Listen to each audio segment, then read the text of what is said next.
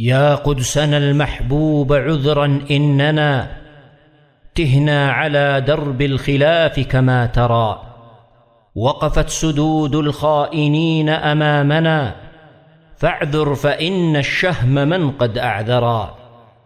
مهما تعددت المشارب حولنا، مهما تطاول ظالم وتجبرا، فلسوف تبقى أمتي منصورة ترنو بعينيها إلى أم القرى.